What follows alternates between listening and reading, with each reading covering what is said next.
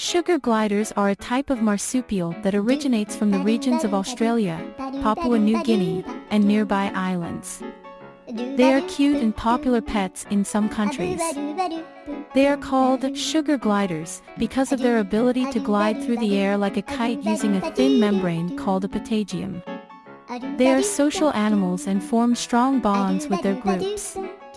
Sugar gliders feed on nectar, insects, honey, and fruits. They are nocturnal animals and can leap up to 50 feet.